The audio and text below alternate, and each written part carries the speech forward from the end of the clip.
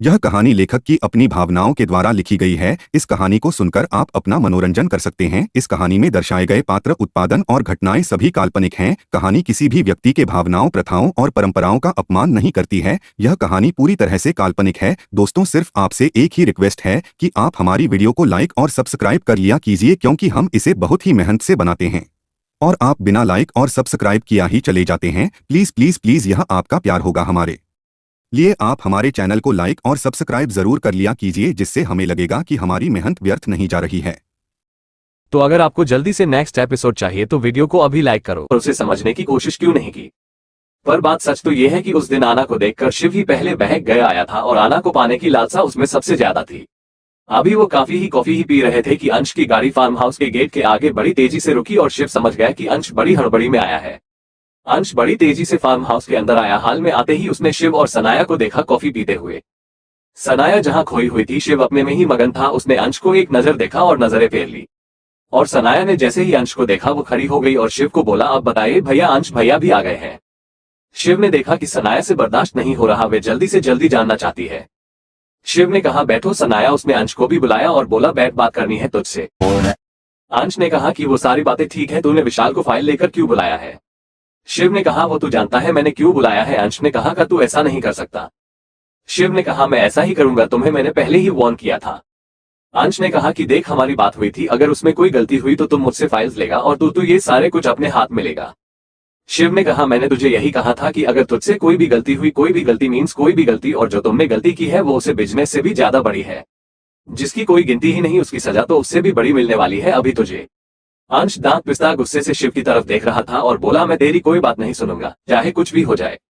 शिव ने कहा, पर तेरे पास और कोई ऑप्शन ही नहीं है। सनाया उन दोनों की बात सुन रही थी। उसने कहा, भैया प्लीज, आप यह अपनी बातें बाद में करना, पहले इसके लिए मेरी जान निकल रही है, वो बात जाननी है मुझे।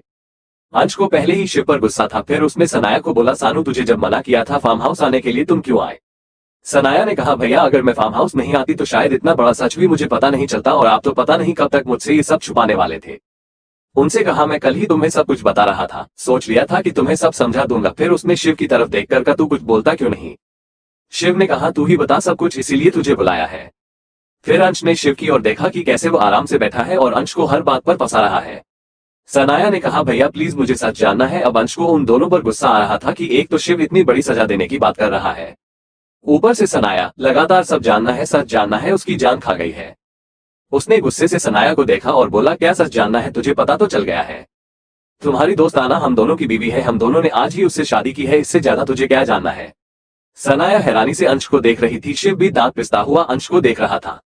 कैसे आसानी से इसमें ये सारी बात बोल दी। सनाया ने कहा, पर क्यों शादी की आपने उनसे?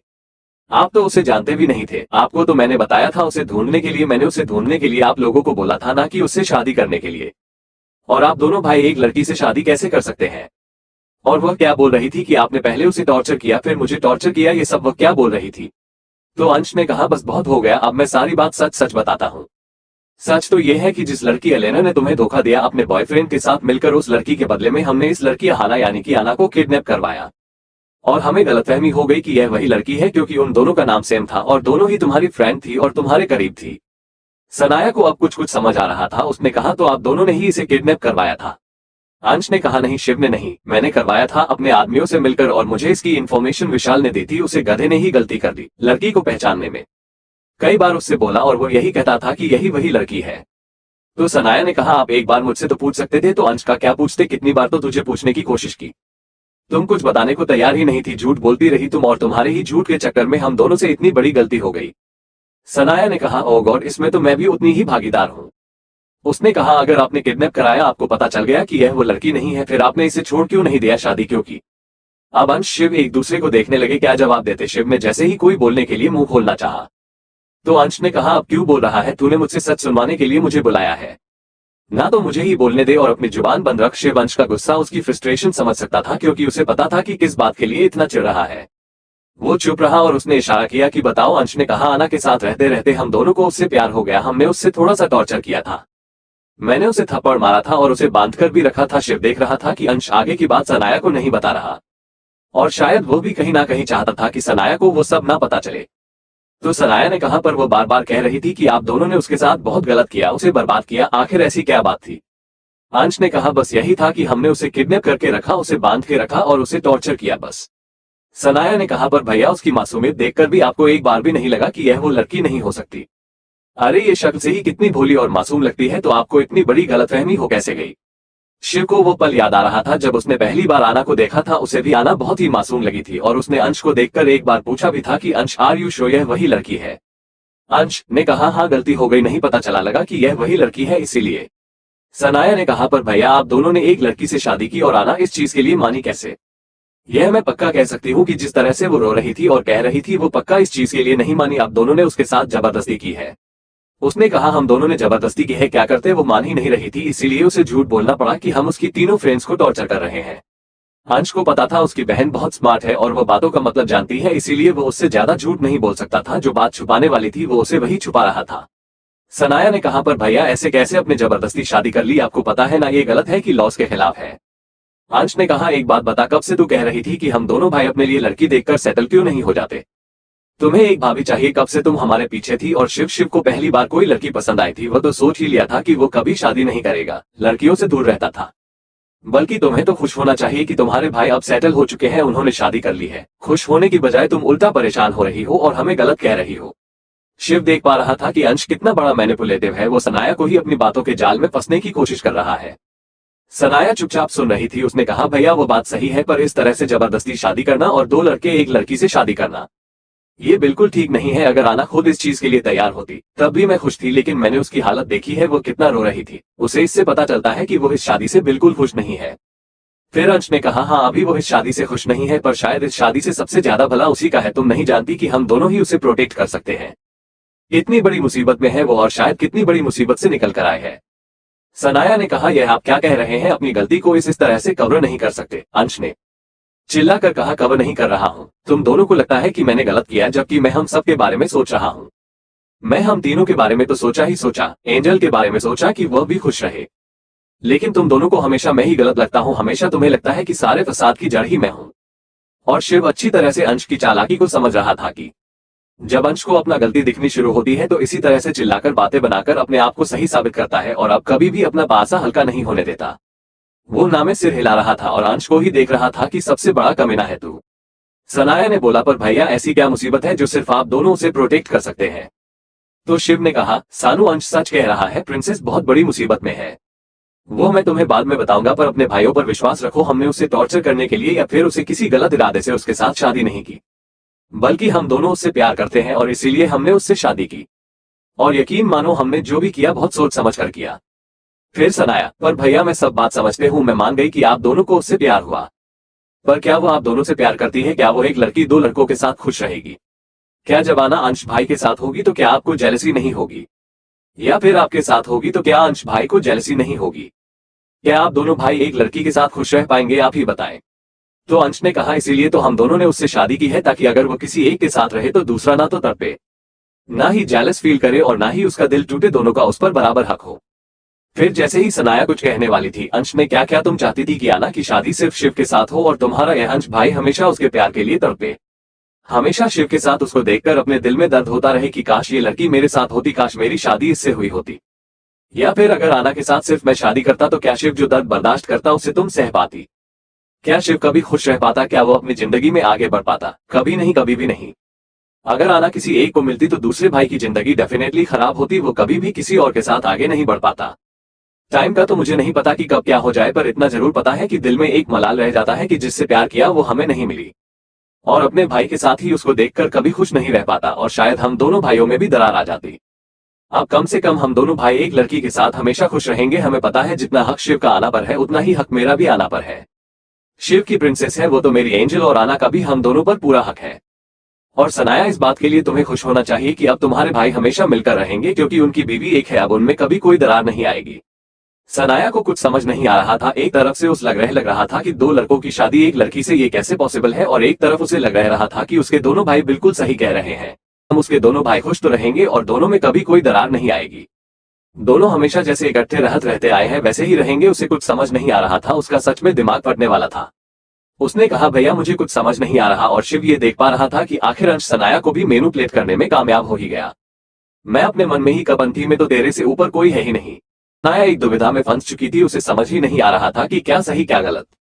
फिर अंश ने उसकी तरफ देखा और बोला, इतना क्यों सोच रही हो सानू, तुझे क्या लगता है कि तेरे भाई कुछ भी गलत करेंगे? इतना विश्वास तो रखो अपने भाई पर। सनाया ने बोला, मुझे आप लोगों पर पूरा विश्वास है भैया, पर हमारा समाज ऐसी शादी को एक्सेप्ट नहीं करता, और खासकर भी इंडियन। और यह सब दो भाइयों की एक लड़की से शादी। अंश ने कहा, तुम्हें पता है ना, उत्तराखंड में अभी भी कुछ गांव में ऐसा होता है। शिव नामे अपना सर हिला रहा था कि अंश अपनी बात मनवाने के लिए कुछ भी कर सकता है। पर सच तो यह था कि शायद शिव ने इसीलिए सनाया के सामने अंश को रखा था बात करने के लिए, क्योंकि उसे पता था कि जिस तरह से सनाया को अंश मना सकता है, शिव कभी नहीं बन सकत मना सकत मान सकता, क्योंकि उसे इतनी घुमा फिरा कर और इतनी मैनिपुलेट करके बात करनी नहीं आती थी। फिर अंश ने कहा, वो लोग भी तो करते ही हैं, फिर हमने जो किया उसमें क्या गलत है? मैंने शिव का ख्याल रखा कि शिव को उसकी पसंद की लड़की मिल जाए, जिससे वो प्यार करता है उससे शादी करें।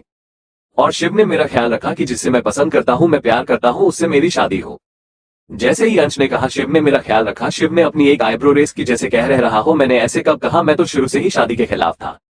फिर सनाया ने कहा, पर भैया क्या आना खुद ही इस शादी के लिए मानी है? तो अंश ने कहा, अभी नहीं, अभी वो नहीं मानेगी, क्योंकि उसे भी यह गलत लग रहा है, पर बिलीव मी, तुम्हारे भाई उसे बहुत जल्दी मना लेंगे। तुम्हें पता है ना, अपने भाइयों पर विश्वास तो है ना। इधर सनाया भी बात ही कर रही थी कि आना को होश आ गया। उसने जब अपने आसपास देखा तो कोई भी नहीं था। इधर सनाया काफी हद तक मैनिपुलेट हो चुकी थी, या कह लो कि अंश उसे अपनी बातें मनवाने में कामयाब हो गया था। सनाया ने कहा, कहीं ना कहीं आप ठीक कह रहे हैं भैया, कि अगर आप दोनों में से किसी एक को भी आना मिलती तो ये गलत होता, दूसरा हमेशा उसके प्यार के लिए तड़पता रहता। अब मुझे भी लग रहा है कि मैं ही वजह थी आना की किडनैपिंग की, और मेरी वजह से ही यह सब कुछ हुआ है। मैंने ही आपको कहा था आना को ढूंढने के लिए। अब लग रहा है कि शायद आप दोनों ने बिल्कुल सही किया, क्योंकि अगर शिव भाई के साथ आना अकेली रहती तो आप कभी भी खुश नहीं रहते, और अगर आपके साथ आना अकेली रहती तो शिव भाई कभी खुश नहीं रहते। और मुझे पता है आप दोनों आना को बहुत प्यार देंगे, आज तक आपने भी मुझे बहुत प्यार दिया है। अब मुझे लग रहा है कि जो भी हुआ शायद उसमें भगवान की ही मर्जी थी, और जो भी हुआ बिल्कुल सही हुआ। जैसे ही सनाया ने ये कहा, अंश ने शिव की ओर देखा और अपनी एक आई विंक कर दी, जैसे कह रहा हो कि देखा, मना लिया ना, क्या थी तेरे बस की बात। शिव ने ना में अपना सिर हिलाया और अपने मन में की बोला, बहुत बड़ा कमीना है तू। और अंश वो तो इतना खुश था कि उसने शायद कोई बहुत बड़ा तीर मार लिया था, कि कितनी आसानी से उसने सनाया को समझा दिया था और अपनी बात भी मान ली थी। जैसे ही सनाया ये सब कह रही थी, आना सीधी ऊपर से सारी बात सुन रही थी, और वो ये सुनकर हैरान हो गई कि उसकी किडनैपिंग की जिम्मेदार सनाया ही है, और वो इस बात से खुश है कि उसके भाइयों ने जो किया वो ठीक है। आना अपने आप से, इसका मतलब सनाया दी वो थी जिम्मेदार इन सब की। मेरे साथ जितना भी गलत हुआ, क्या वो सब सनाया दी ने कराया था? पर क्यों, मैंने क्या बिगाड़ा था? इनका कहते हैं ना कि हाफ नॉलेज इज डेंजरस, और वही हुआ था आना के साथ। उसने कहा कि शायद जो वीडियो मुझे अंश ने दिखाई थी उसमें भी सनाया दी का हाथ था, इसीलिए नहीं तो अंश खुद की बहन को क्यों किडनैप करेगा। अंश की नजर जैसे ही ऊपर गई, उसने देखा कि सीढ़ी ऊपर आना खड़ी थी और उसकी आंखों में आंसू थे, और वो सनाया को ही देख रही थी। उसने कहा, एंजल तुम कब उठी और तुम ठीक हो क्या? वह भागकर सीढ़ियों की तरफ गया। शिव ने भी देखा तो वह भी उसके पीछे पीछे दौड़ा। सनाया भी आना को देख रही थी, उसे भी यह लग रहा था कि वह भी उसे समझाने की कोशिश करेगी कि उसके भाइयों ने जो भी किया सब सही किया। अंश ने कहा, एंजल अब कैसा फील कर रही हो, और तुम उठकर बाहर क्यों आए? तुम अभी बहुत वीक हो। अंदर चलो, मैं तुम्हारे लिए कुछ खाने के लिए मंगवाता हूँ। चलो, तुमने सुबह से कुछ नहीं खाया। आना ने अपना हाथ अंश से छुड़ाया जो अंश ने पकड़ा था, और बोला, बस कीजिए आप, यह अपनेपन और यह प्यार का ढोंग बस कीजिए। अंश शिव दोनों आना की तरफ देखते ही रहे। अंश ने कहा, ये क्या बात कर रही हो? अंश ने थोड़ा सा सख्त आवाज में कहा। तो शिव ने उसे रोका। अंश, होल तमीज से बात करो तुम। फिर शिव ने कहा, प्रिंसेस क्या हुआ है तुम्हें? तुम्हारी आंखों में आंसू क्यों है? देखो चलो, हम तुम्हें आराम से समझते हैं। उसने कहा, क्या क्या समझाएंगे आप? इतनी देर में सनाया भी ऊपर आ गई। उसने कहा, देखो आना, मैं तुमसे बात करना चाहती हूँ, ये जो कुछ भी हुआ। आना ने बीच में ही सनाया को टोक कर कहे कि यह जो कुछ भी हुआ वो अपने कराया, मेरे साथ जितना भी गलत हुआ वो अपने कराया। वो तीनों हैरान रह गए कि आना ये क्या बोल रही है। सनाया ने कहा, आना तो क्या बोल रही है? आना ने कहा, वही तो मुझे खुद समझ में नहीं आ रहा कि आपने मेरे साथ इतना बड़ा धोखा क्यों किया। क्या बिगाड़ा था मैंने आपका? मैं तो आपको अपनी बहन समझकर इतनी इज्जत देती थी, इतना प्यार करती थी। मुझे लगता था कि आप तीनों के अलावा मेरा इस दुनिया में है ही नहीं कोई। पर आपने मेरे साथ ऐसा क्यों किया दी? आखिर मेरा कसूर क्या था? आप सनाया तो हैरान थी ही, साथ में अंश और शिव भी। शिव को समझ आ गया था कि शायद आना ने सब कुछ सुन लिया है और वो सनाया को गलत समझ रही है।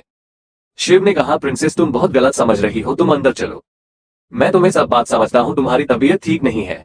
आना ने कहा कि बस कीजिए आप, यह मेरे केयर करने का, मुझे प्यार करने का दिखावा बस कीजिए। जो आप करना चाहते थे आपने कर लिया। अंश को अब उसकी बातों से गुस्सा आ रहा था। उसने कहा, क्या कर लिया हमने?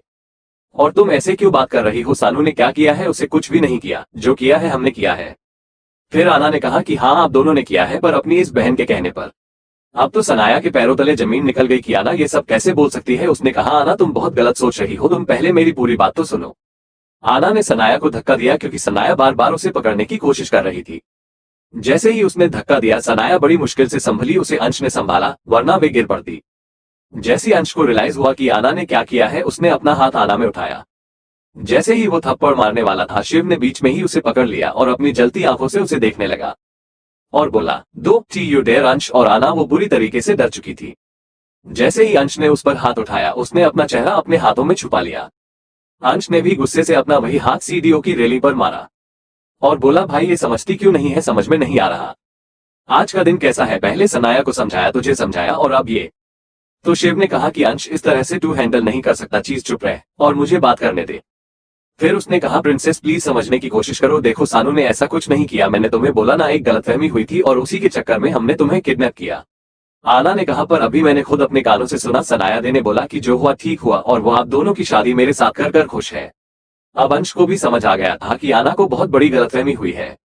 उसने कहा, look angel, I am really very sorry कि मैंने तुम पर हाथ उठाया, पर यकीन मानो मेरा ऐसा कोई मकसद नहीं है, मैं तुम्हें सिर्फ समझाना चाहता हूं कि तुमने जो भी सुना वो गलत है। जिस तरीके से हमें गलतफहमी हुई थी वही गलतफहमी तुम्हें हो रही है। सनाया की भी आंखों में आंसू थे कि उसकी ये दोस्त जिसके लिए वो इतनी परेशान थी उसे कितना गलत समझ रही थी। उसने कहा, आना तुम जो सोच रही हो वो बहुत गलत है, मेरा ऐसा मतलब नहीं था, मैं तो कुछ और कहना चाहती थी। आना ने कहा, मैंने खुद अपने कानों से सुना है जो कुछ भी आपने कहा। अंश पूरी तरह से फ्रस्ट्रेटेड हो चुका था। पहले वो लगा था सनाया को समझा रहा था, अभी शिव का फटना बाकी था और अब आना वो एकदम से चिल्लाया, चुप, कोई कुछ नहीं बोलेगा, तंग आ चुका हूं मैं इन सब के ड्रामा से। उसने आना की तरफ देखकर कहा, एंजल आखिरी बार बोल रहा हूं, सानू का ऐसा कोई मतलब नहीं था और उसने हमें तुम्हें किडनैप करने के लिए नहीं कहा। वो शुरू से यह बोल रही है कि वो तुम्हें ढूंढने के लिए हमारे पास आई थी और मैं और शिव ने जो भी तुम्हारे साथ किया वो सिर्फ एक गलतफहमी थी और उसकी भरपाई हम कर तो रहे हैं, शादी तो कर ली तुमसे, और क्या चाहिए तुम्हें। आना ने भी चिल्लाकर कहा, मैंने नहीं कहा था मुझसे शादी करने के लिए, मैं तो आप लोगों के साथ शादी तो छोड़ कोई रिश्ता ही नहीं रखना चाहती, नफरत है मुझे तुम दोनों भाइयों से, तुम दोनों ने जो मेरे साथ किया बहुत गलत किया। सनाया ने कहा, आना तुम ये कैसी बातें कर रही हो, माना इन दोनों ने गलती की है, एक गलतफहमी के चक्कर में तुम्हें किडनैप किया, पर इस तरह से तुम कैसे बात कर रही हो मेरे भाइयों से, तुम्हारे पति है अब वह। आना ने कहा, वाह दी, आपके भाइयों ने मेरे साथ जो भी किया वो सही, और अगर मैं इसे वैसी ही लैंग्वेज में बात कर रही हूं तो मैं गलत। शिव ने कहा, सब चुप हो जाओ प्लीज, बहुत हो गया। उसने देखा कि आना बुरी तरह से हाफ रही थी, उससे खड़ा भी नहीं जा रहा था, उसकी पूरी बॉडी काम पर रही थी। उसने कहा, देखो प्रिंसेस, हम तुम्हें सब बातें बाद में समझाएंगे, पहले तुम चलो कमरे में, चलो रेस्ट करो, थोड़ी देर रेस्ट करो, कुछ खाओ पियो, उसके बाद हम फिर बैठकर बात करते हैं कि सानू क्या कह रही थी और तुमने क्या समझा है। आना ने शिव का हाथ छुड़ाया और बोली, मुझे अब एक पल भी यहाँ नहीं रहना, मैं आप लोगों से शादी सिर्फ इसलिए तैयार हुई थी क्योंकि मुझे लगा था अंश ने मेरी तीनों दोस्त को किडनैप करके मारने की धमकी दी थी, लेकिन आप मुझे कोई परवाह नहीं, आप अपनी बहन के साथ जो करना चाहते हैं करें, मैं यहाँ से जा रही हूँ और मैं एक पल भी यहाँ नहीं रहूंगी और मैं पुलिस में भी कंप्लेंट करूंगी, तुम दोनों ने मेरे साथ बहुत गलत किया है, मैं पुलिस को सब कुछ बता दूंगी तुम दोनों के बारे में। अंश का गुस्सा चरम सीमा पर था, उसने कहा, बस एंजल अब बस, अब और बर्दाश्त मैं नहीं कर सकता। उसने शिव को देखकर कहा, शिव मेरे रास्ते से हट जा। शिव ने कहा, तू ऐसा कुछ भी नहीं करेगा, देख हम उसे समझाने की कोशिश कर रहे हैं और तू चीज खराब नहीं करेगा, पहले ही तुमने बहुत कुछ खराब कर दिया है। अंश चिल्लाकर बोला, शिव कुछ भी खराब नहीं किया है मैंने, लेकिन अब इसे समझना मेरी जिम्मेदारी है, मैं इसे अपने तरीके से समझाता हूं कि हमने जो किया सही किया। आना बुरी तरह से अंश के गुस्से से डर चुकी थी, वो अपने कदम पीछे ले रही थी कि नहीं मैं अब यहाँ नहीं रुकूंगी, वो बहुत ज्यादा पैनिक कर रही थी, उसकी पूरी बॉडी कांप रही थी। शिव और अंश एक दूसरे को रोक रहे थे, शिव अंश को पकड़कर उसे समझाने की कोशिश कर रहा था और सनाया उन दोनों को देखकर अपने सिर पर हाथ रखकर खड़ी थी कि इतनी ही देर में उन्हें एक चीख सुनाई दी। जैसे ही उन्होंने उस ओर देखा तो आना सीढ़ियों से नीचे गिर रही थी, दोनों की चीख निकली, एंजल, प्रिंसेस।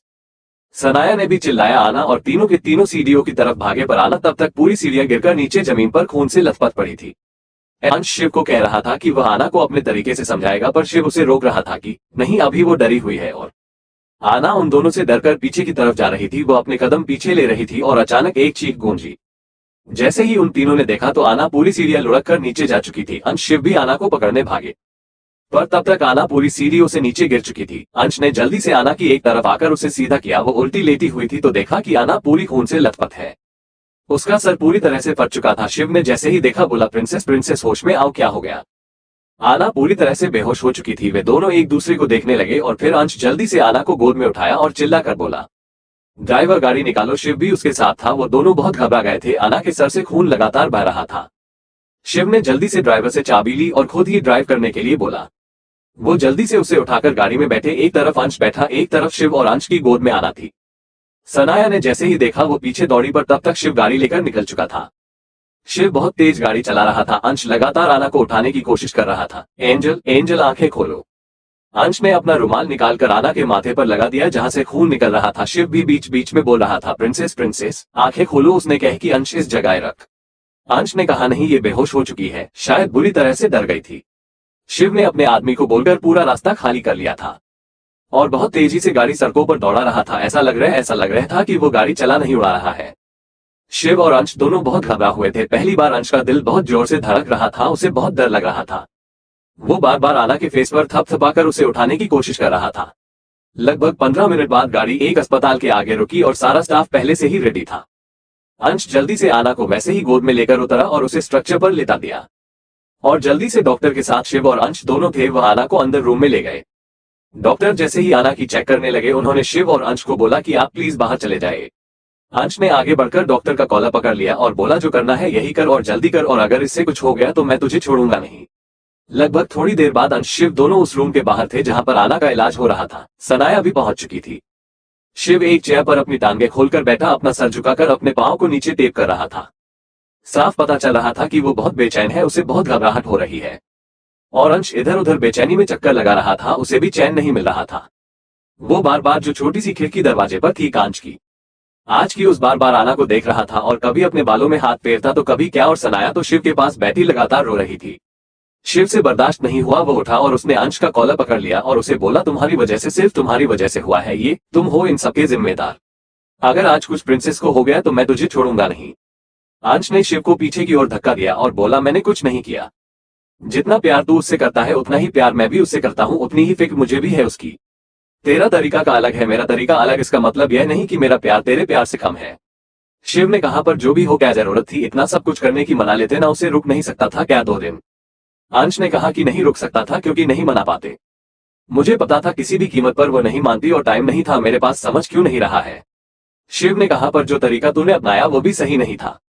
अंश ने कहा कि मुझे जो सही लगा मैंने किया और जरूरी नहीं कि हमेशा तेरे तरीका ही सही हो।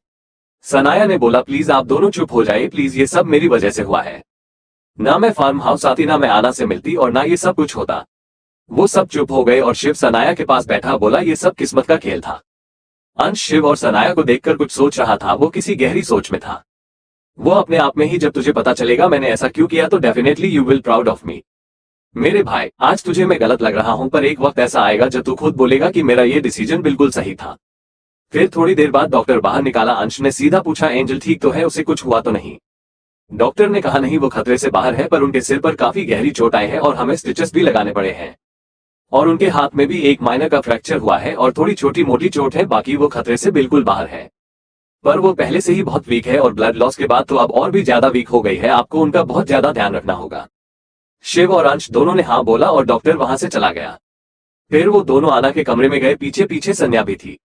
उन्होंने देखा आना बेड पर बेजान सी लेटी हुई है। उसके सिर पर काफी मोटी पट्टी बंधी हुई है, हाथ पर भी पूरी पट्टी है और तो और छोटी मोटी खरोंचे भी है। अंश उसके सिर के पास बैठा, उसके सिर पर हल्का सा हाथ फेरता हुआ ताकि उसे कोई तकलीफ ना हो। बोला, सॉरी एंजल, हमारी वजह से तुम्हें इतनी परेशानी हो रही है, इतना पेन सहना पड़ रहा है। डोंट टी वरी, सब ठीक हो जाएगा। शिवा आना के बेड के दूसरी साइड खड़ा उसे देख रहा था। वह भी देख पा रहा था आना का चेहरा पूरा पीला पड़ चुका है। फिर सनाया ने देखा और उसने कहा, काश तू मुझे समझ पाओ आना, कि मेरा वो मतलब नहीं था। ऐसे ही पूरा दिन बीत गया। वो तीनों हॉस्पिटल में ही थे आना के पास। वो आना को 1 मिनट भी अकेला नहीं छोड़ रहे थे। फिर शिव ने कहा, सनाया तुम या तो मेंशन चली जाओ, ये फार्म हाउस प्रिंसेस आज रात यही रुकेगी और हम दोनों इसके पास है। सनाया ने बोला, नहीं भैया, मैं भी आज रात यही रुकूंगी, प्लीज मुझे रुकने दीजिए। अंश ने कहा, देखो सनाया, जिद मत करो, तुम्हारा यहाँ रुकना ठीक नहीं है। तुम विशाल के साथ घर चली जाओ और आराम से सो जाओ और फिर कल तुम्हें कॉलेज भी जाना है। सनाया ने अंश की बात मान ली और वहां से चली गई। फिर अंश ने शिव को देखकर कहा, तू भी घर चला जा, मैं हूं एंजल के पास। तो शिव ने कहा, नहीं मैं यहीं रुकूंगा। अंश चुप रहा। वे दोनों आना को वैसे ही देखते रहे। नूरन गांव, इधर नूरन गांव में जयवीर ठाकुर का इलाज चल रहा था। उसकी पूरे शरीर पर लाल लाल निशान हो गए थे और हार्ट बीट भी बहुत फास्ट थी और उसे ऑक्सीजन मास्क भी लगा था। और उसे इस तरह से दूर खड़ी उसकी मां गुस्से से पागल हो रही थी। फिर उसने चिल्लाकर कहा, राणा क्या हुआ था, इसे किससे छुआ था इसने? राणा, मालकिन वो बबीता, उस कविता की नौकरानी, उसी को छुआ था इसने। आहाना का पता चलने के लिए उसकी माँ, तू पागल था क्या, वहां नहीं था? क्यों नहीं रोका इस, उसे छूने से क्या किया था इसने उसके के साथ? नहीं मालकिन, मालिक ने सिर्फ उसके बाल पकड़े थे, बस इतने में ही मालिक की हालत खराब हो गई। घर तक आते आते उनके पूरे शरीर पर लाल चकते थे और मैं समझ गया कि मलिक ने गलती से किसी को छुआ है। ये सब जो भी हो रहा है उस आहाना के कारण हो रहा है। एक बार हमारे हाथ लग जाए उसे तो हम छोड़ेंगे नहीं। दरअसल जयवीर ठाकुर को एक बीमारी थी, किसी के भी छूने से उसकी बॉडी रिएक्ट करती थी। उसके पूरे शरीर पर लाल लाल चकते हो जाते थे और सांस फूलने लगती थी, हार्ट बीट भी ड्रॉप करती थी। उसे आज तक कोई नहीं छू पाया था, यहाँ तक कि उसे जन्म देने के बाद उसकी माँ भी उसे छूने से डरती थी। इसीलिए 30 साल का होने के बावजूद, इतना पैसा, इतना सब होने के बावजूद वो आज तक कुंवारा था। क्योंकि कोई ऐसा नहीं था जो उसके करीब जा सके, वो खुद ही सबसे दूर रहता था। उसकी माँ इस बात का पूरा ध्यान रखती थी कि वो किसी को भी न छुए। स्कूल में, कॉलेज में भी उसको सबसे अलग बिठाकर पढ़ाया जाता था। जयवीर की माँ राणा, कुछ पता चला उस छोरी का कहाँ है और क्या कर रही है? हाँ माँ मालकिन, पता चल गया कि वो कहाँ है, हमें सिर्फ कंट्री का पता चला है, वो ये देश छोड़कर जा चुकी है, पर वो अब कहाँ है यह नहीं पता।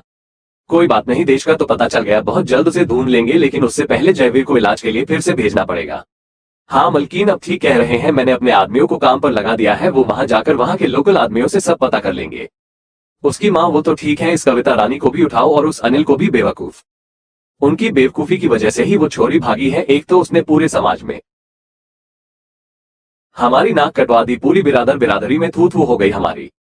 कहे कि ठाकुर जो कि एक लड़की को बस में ना कर सके, एक लड़की को ना संभाल सके, और यह सब कुछ उस माँ बेटे की वजह से हुआ है। जी की मालकिन, मैं उन दोनों को उठा लूंगा और पता करो, इस बबीता के साथ जरूर कोई और भी मिला हुआ था जिसने की उसके भागने में मदद की है। ऐसा हो ही नहीं सकता जब बबीता शादी पर मौजूद थी और उसका वो बीमार बेटा सिर्फ उसकी मदद करे। नहीं, कोई तो और है जिसकी मदद से वो भागी है, उसका भी पता करो और उसे भी उठा कर लाओ।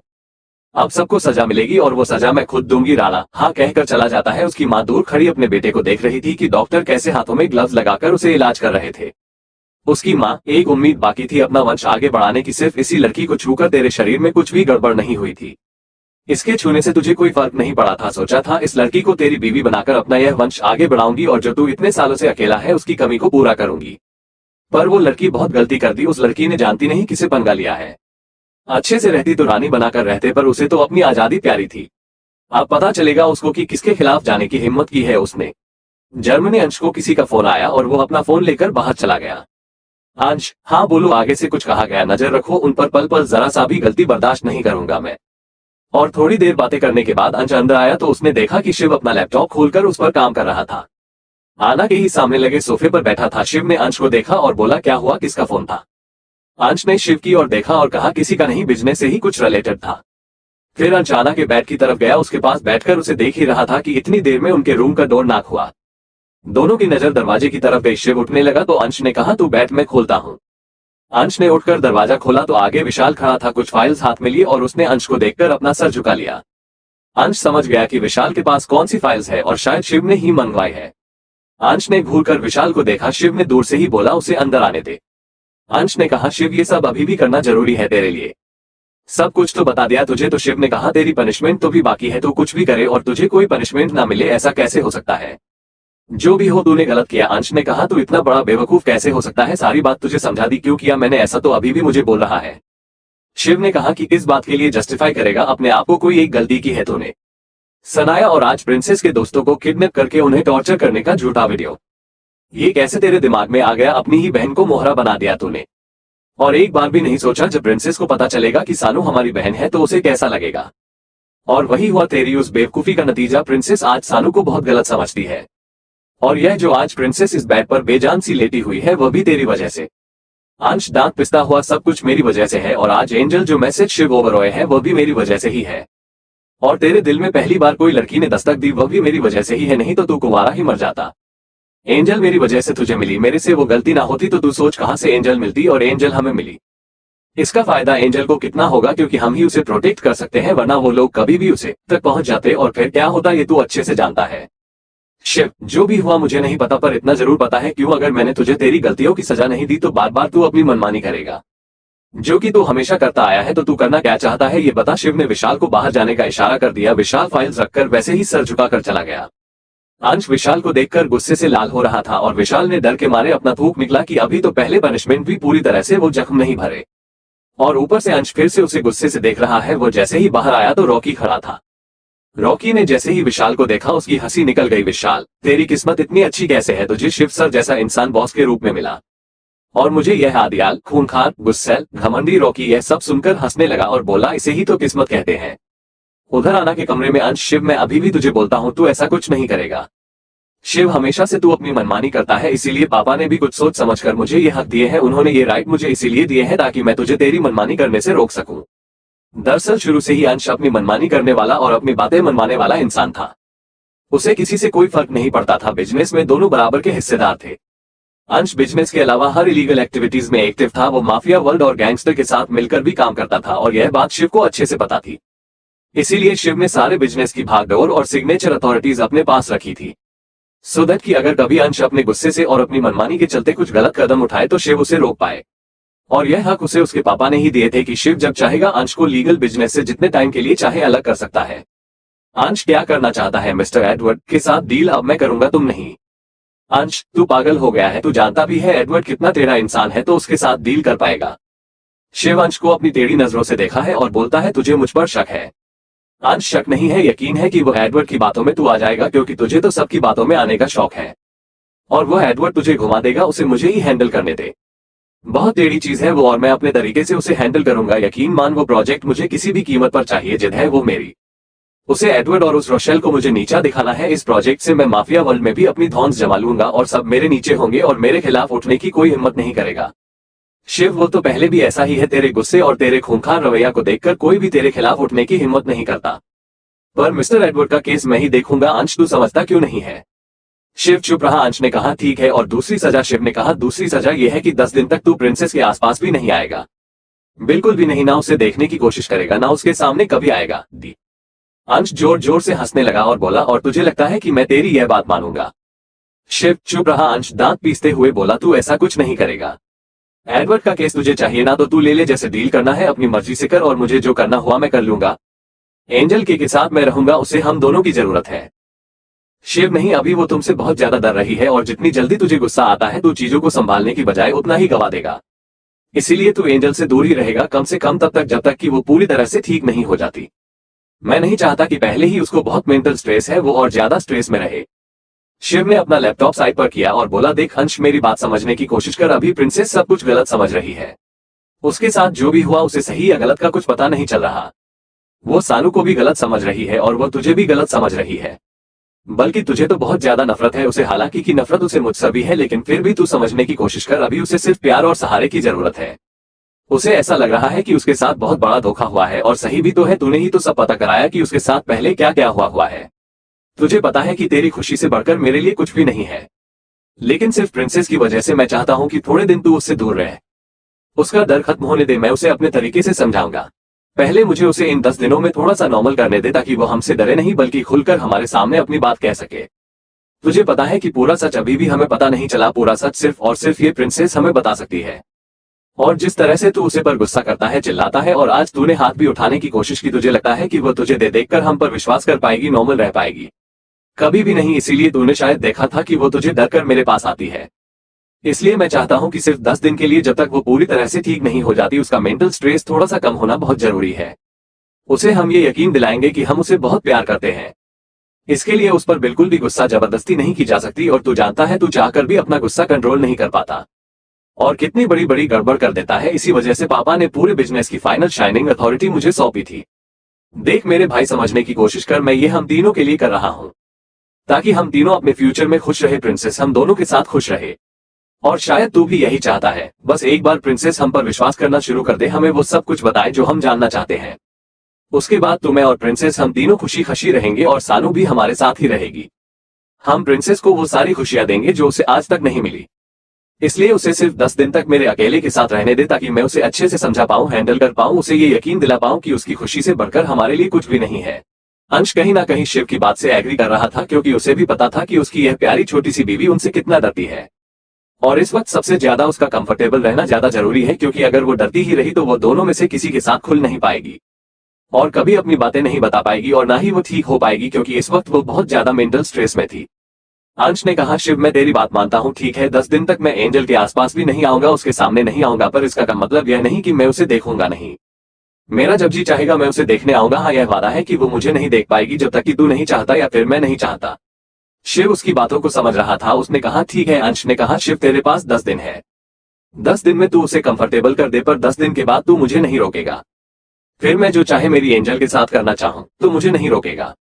शिव ने कहा कि जब तक प्रिंसेस खुद नहीं उस बात के लिए मानती तब तक तू उसके साथ फिजिकल नहीं होगा। ये हमारी बात हो चुकी है अंश, जरूरी नहीं कि मैं हर तेरी बात मानूं। तुझे मैंने 10 दिन दिए हैं एंजल को अपने साथ कंफर्टेबल करने के लिए और इस शादी को एक्सेप्ट करने के लिए। उसके बाद मेरा जो दिल होगा मैं वो करूंगा। शिव, मैं तुझे करने ही नहीं दूंगा। अंश, तू मुझे रोक भी नहीं पाएगा। शिवांश, तू इतना जिद्दी क्यों है? तू बातों को क्यों नहीं समझता? अंश, और तू बातों को क्यों नहीं समझना? तू इतना बेवकूफ क्यों है? छोटी सी सिंपल सी बात तुझे क्यों नहीं समझ आती? हम इसे जितना ज्यादा प्यार देंगे उतना ही ज्यादा वो हमारे साथ कंफर्टेबल रहेगी। तू बनता रहे संत महात्मा, मैं नहीं बनना चाहता। हमारे बीच में एक को संत रहने दो और एक को शैतान। शैतान बनाकर मुझे आज तक वो सब मिला है जो मैंने चाहा है, इसीलिए मुझे मैं ऐसे ही पसंद हूं और ऐसे ही रहूंगा।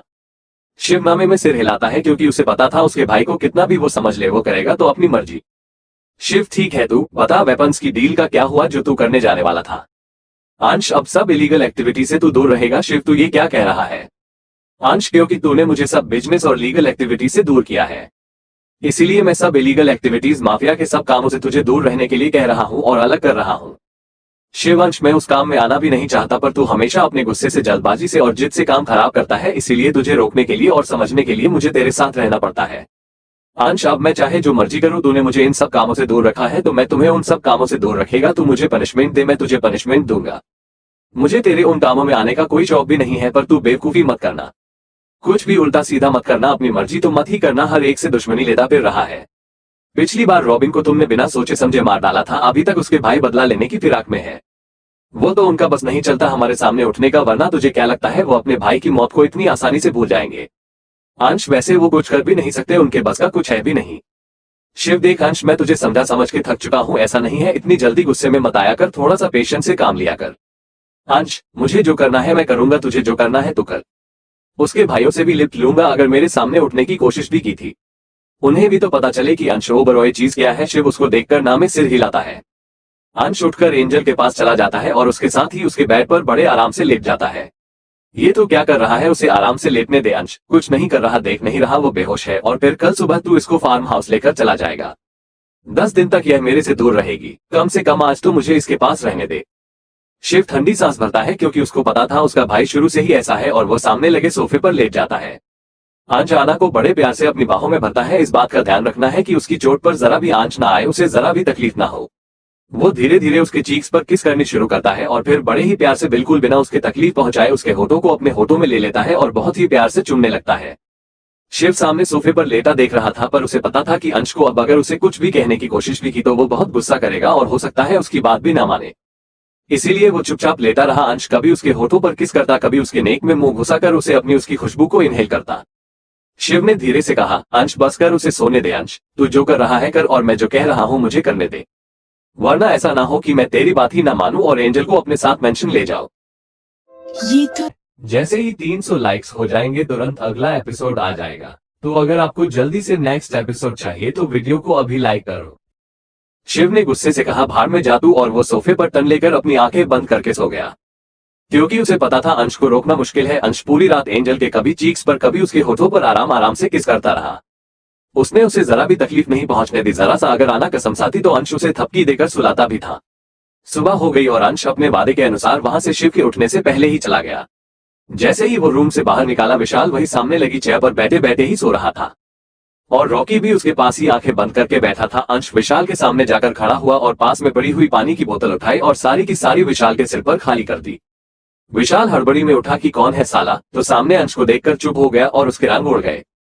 अब क्या होगा, खुद शैतान उसके सामने हाजिर है। विशाल ने कहा, गुड मॉर्निंग बॉस। अंश ने कहा, शिव की बड़ी चमचागिरी करता है तू, वो जरा सा तुझे एक ऑर्डर क्या दे फटाफट भाग जाता है उस पर काम करने। चल अब मेरे ऑर्डर फॉलो कर, और वो वैसे ही उसे कॉलर से पकड़ के घसीटा हुआ अपने साथ ले गया। विशाल, बट सर प्लीज मेरी बात तो सुनिए, आपको भी पता है मैं शिव सर का कहना नहीं टाल सकता था। मैंने आपको सारी बात बताई थी, मैंने आपको पहले ही इन्फॉर्म कर दिया था। विशाल बेचारा अपनी बात रखना ही रह गया, पर अंश उस पर कोई असर नहीं होता।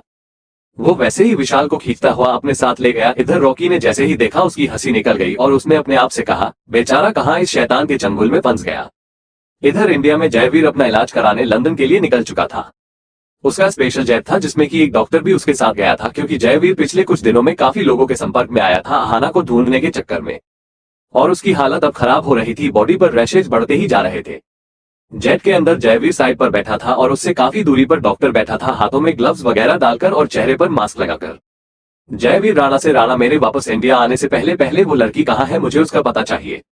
राणा, जी मालिक, वो लड़की इस वक्त जर्मनी में है, इतना हमें पता चल चुका है। उसकी एक फ्रेंड सोनी जिसने उसे भगाने में उसका साथ दिया, वह भी हमारे कब्जे में ही है। मालकिन ने खुद उससे उगलवाया है। जयवीर, क्या हुआ था इन पिछले 2 दिनों में? राणा सर, हमने सारे कैमरास और सब चेक किया। एक एक जने से पूछा। अहाना बीबी यहाँ से भागकर चुपके से भाग कर गई थी और आधे रास्ते पर ही उसे एक गाड़ी मिली जिसमें कि उनके दोस्त सोनी और उस बबीता का बेटा भी था जिससे उनकी मदद की, और उनके साथ एक और लड़का भी था जो कि मालकिन की ही कॉलेज में पढ़ता था और शायद अहाना बीबी के साथ प्यार भी करता था। जयवीर, ओह, तो वो आशिक था मेरी होने वाली बीवी का। राणा, हमें ये पता नहीं चला कि अहाना बीबी भी उससे प्यार करती थी या नहीं, पर ये सब कॉलेज को पता था कि वो अहाना बेबी से बहुत प्यार करता है। उसने ही उन्हें भागने में मदद की थी। अहाना बीबी का नकली पासपोर्ट भी उन्होंने ही बनवाया था, नाम बदलकर। कहाँ है वो लड़का और क्या नाम है उसका? उसका नाम विराट है और वो इस वक्त अमेरिका में अपने चाचा के पास है। तो वो इंडिया छोड़कर भाग चुका है। क्या वो भी उसके साथ जर्मनी गया था? ये हमें नहीं पता। हमें ये पता चला है कि अहाना बेबी पहले उसके साथ अमेरिका ही गई थी, फिर वहां से वो जर्मनी के लिए गई है। उसकी उस दोस्त सोनी के साथ क्या बात हुई? क्या उसने ही बताया कि वो जर्मनी में है? हो सकता है कि वो झूठ बोल रही हो। नहीं मालिक, उसके फोन कॉल से भी पता चला है पिछले महीने ही अहाना बेबी ने उसे कॉल किया था जर्मनी से ही, पर उसने वहां से उसे सिर्फ 2 बार कॉल किया है। सोनी ने अहाना को मना किया था उसके नंबर पर कॉल करने से। अहाना बिटिया को कुछ डॉक्यूमेंट की फोटो चाहिए थी, इसीलिए उन्होंने उसे फोन किया था। जर्मनी से कहां से फोन आया ये पता चला? राणा, नहीं, यह अभी नहीं पता चला, पर बहुत जल्द पता चल जाएगा क्योंकि मैंने अपने आदमियों को काम पर लगा दिया है। कल ही सोनी से सारी इंफॉर्मेशन मिली है और उससे सारी इंफॉर्मेशन लेकर उसका फोन अपने कब्जे पर लेकर सब आदमियों को काम पर लगा दिया है। सोनी का क्या करना है? राणा, अभी उसे और इंफॉर्मेशन निकालो जितनी हो सकता है और उसके बाद मारकर फेंक दो। जैसे ही जयवीर ने ये कहा मारकर फेंक दो, राणा उसकी तरफ देखते ही रहा। फिर जयवीर ने कहा, रुको, अभी मत मारना उसे। उस विराट नाम के लड़के को भी अपने कब्जे में को जल्द से जल्द उसे उस किडनैप करवाओ, जैसे भी हो सके इंडिया लो। इन दोनों का हमारे कब्जे में रहना बहुत जरूरी है। अहाना बेबी से अपनी बात मनवाने के लिए इन दोनों का होना हमारे कब्जे में बहुत जरूरी है। फिर और कुछ बातें करने के बाद उसने राणा को वहां से भेज दिया और जेट में ही बने अपने प्राइवेट रूम में आराम करने चला गया। अपने रूम में आराम करने के बाद अहाना बेबी, बस एक बार तुम हाथ लग जाओ, उसके बाद ये जयवीर ठाकुर तुम्हारा क्या करता है तुम सोच भी नहीं सकती। सोचा था तुम्हें अपनी बीवी बनाकर अपने महलों की रानी बनाऊंगा, पर तुम तो मेरी मिस्ट्रेस बनकर रहोगी अब हमेशा। और अपनी इस बेइज्जती और अपनी हालत का बदला मैं तुमसे किस किस तरह से लेता हूं तुम देखते जाओ। जर्मनी अंश अपने मेंशन में था, रात का समय था, अंश अपने मेंशन में था और वो बुरी तरह से तड़प रहा था। अब उसे एक पल भी आना के बगैर नहीं रहा जा रहा था। ओह गॉड, यहाँ तो 2 दिन काटने मुश्किल हो रहे हैं। ये 10 दिन कैसे कटूंगा? 2 दिन में ऐसी हालत हो गई है जैसे पता नहीं क्या हो जाएगा। फिर उसने चाबी ली और बाहर चला गया। वो जल्दी से गाड़ी ड्राइव करता हुआ फार्म हाउस की तरफ आया और जैसे ही फार्म हाउस के अंदर आने लगा उसने अपनी गाड़ी रोक दी। ड्राइवर गार्ड ने जल्दी से अंश की गाड़ी देखकर जल्दी से गेट खोला, क्योंकि उसे भी अंश के गुस्से का पता था। उसने 1 मिनट भी नहीं लगाया और साथ में सर झुकाकर खड़ा हो गया। अंश कितनी ही देर फार्म हाउस के बाहर वैसे ही देखता रहा और उस और देखता रहा जहां पर उसके कमरे की बालकनी थी। फिर अपने आप से बोला, शिव से वादा किया है, नहीं जा सकता। क्या करूं? उसे देखे बगैर चैन ही नहीं मिल रहा। ऐसा लग रहा है कितनी सदियां हो गई उसे देखें। 2 दिन में क्या जादू चलाया है उसने, साला पूरा दिमाग खराब करके रख दिया। हर वक्त दिमाग में वह घूमती है, ऐसा भी क्या है उसमें? फिर अपने आप से ही सवाल कर रहा था और खुद ही जवाब दे रहा था। उसने कहा, क्या करूं? तोड़ दूं वादा? नहीं, शिव तो पूरी तरह से बरस पड़ेगा और पता नहीं इस वादा तोड़ने के चक्कर में क्या क्या सजा देगा। फिर उसने कहा, शिव तूने बहुत गलत किया है और बेवकूफ था जो मैं तेरी बात मान गया। मैं अपने तरीके से एंजल को मना लेता और वो मान भी जाती। क्यों मानी मैंने तेरी बात? इधर फार्म हाउस में शिव सब बातों से अनजान सोफे पर अपने कमरे में बैठा था, लैपटॉप पर अपना काम कर रहा था कि इतनी देर में क्या सजा देगा अब अहाना को जयवीर। और कौन है यह विराट जो करता है अहाना से प्यार, और क्या कनेक्शन है अहाना और आयना का? गाइस नेक्स्ट एपिसोड के लिए लाइक का टारगेट 300 है। जैसे ही 300 लाइक्स हो जाएंगे तुरंत अगला एपिसोड आ जाएगा। तो अगर आपको जल्दी से नेक्स्ट एपिसोड चाहिए तो वीडियो को अभी लाइक करो। Thanks for watching.